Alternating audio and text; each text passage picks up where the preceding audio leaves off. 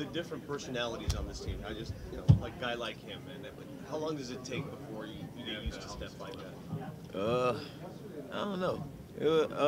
Yeah, I guess you kind of get used to it. At 15 we had characters on our team as well. So I feel like a team with a lot of characters, it gives it more flavor. It makes it more fun at work, and so I enjoy the different personalities. What did you learn from 50 that you can probably pass on to some of these dudes that never experienced this game? Man, just relax.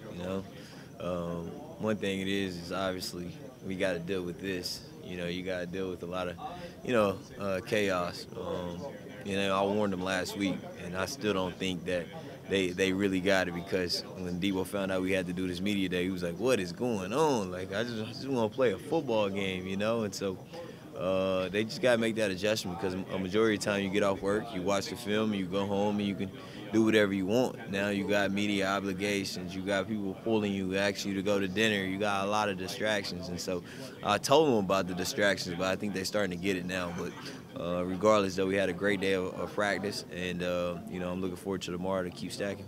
Emmanuel, I'm sure you heard before you went to San Francisco, Kyle Shanahan is a detail freak, man. He loves his details. Is he much more than you anticipated, or what you anticipated? Yeah, a little bit more. A little bit more. Kyle's like big on like making sure you get your depth, and he's big on the flow of energy at practice. It has to be right, and when I say he's big on it, at the same time when it's not going right, he will let us know. But when it is going right, he lets us know as well. So that's one thing I respect about him. It's not all negative. He's way more positive than negative. But if things not going right, he's there to let us know. Like, he's there to be the head coach. Like, this is not how it's gonna happen. Do you remember how many catches you had in your last Super Bowl? I think it was like 6 for 83. 6 for 83 on the money. Hey. Teams. Yeah. What are the chances of getting 6 balls through your way in this Dude, when I was in Denver, like I knew I was gonna get my targets. I knew who I was. Over here, it's totally different. I'm here. If they need me, I know. Like, if they want to target me 15 times a game, I feel like I can go out and put up 150 yards. But if they don't, I know that we can still win. We got a lot of pieces, man. You got Kittle. You got Deebo Samuel, you got Kendrick Bourne, you got myself, you got Kyle. We got a stable of running backs, and so I really I like that aspect. It is not all about me. We are able to spread the football around. We're able to run the ball when we want to run the ball and pass the ball when we want to as well. Did it feel good to get back and practice, kind of make things a little normal today? Yeah, it did. And one thing it is, you want to start the day off strong, right? It's the first practice out here in Miami, Super Bowl prep, and so we hadn't practiced in like 2 or 3 days. So you want to get off to a great start. You don't want to have a bad first practice Super Bowl week, and then you have bad vibes going on inside and your head saying, "Are we ready? Or are we not?" But today we came out firing on all cylinders, so it feels good. NFL honors are this weekend. You guys won't be there, but Nick Bosa, potential defensive rookie of the year, John Lynch, Hall of Fame candidate. What do you say to make their cases for those? I think both of them deserve it for sure. And so if it happens, it happens. I'm sure they already know who the winner of that is. So my speech ain't nothing to do with no one. What does Jerry Rice mean to you and to this team? Jerry Rice is the GOAT. One thing that I respect about Jerry is how much he is around like the organization. He comes to every home game. He's there. If you tell Jerry, he feel like he's getting ready to play in the game. He's so passionate about the organization. So I got a lot of respect for Jerry. He came and talked to the team prior to us leaving, and actually, John Lynch brought back to a lot of the guys that live locally in San Jose and California, who's won a Super Bowl with the 49ers, and 2 of them spoke with us, and Jerry was one of them. And Jerry comes out and pulls all 5 rings or 4 rings, however many he had on his finger, and he gave us a speech, to pretty much, of what he thought needed to happen and what's going to happen and how we're going to handle the business. And so, I've already had respect for him, but he definitely earned more of my respect, with that speech, because it was real.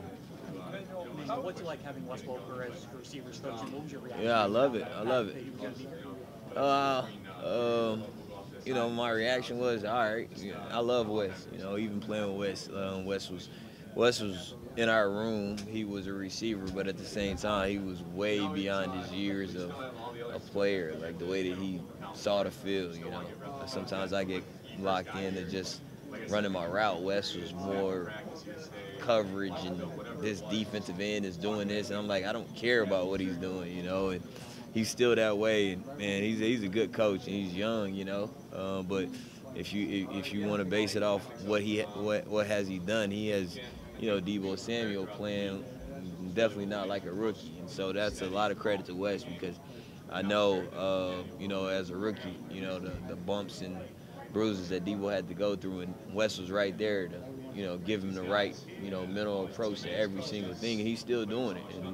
And that's what's going to be amazing about Deebo because the sky's the limit for him. Emmanuel, can you talk actually a little bit about Deebo, how he's been as a teammate for this year, and just what he's brought to the offense? That's my guy. That's my guy, man. You know, him and Kendrick Bourne, I really do look at them guys like they're my little brothers. And so, Deebo got a big-time personality, man. He's a baller. I've never seen him fold under pressure. I've never seen him shaky when it's time to go to war. And so, you know, when I speak about those two guys, man, and really our receiver room, like we have a lot of fun, but we work, and I'm enjoying being around them.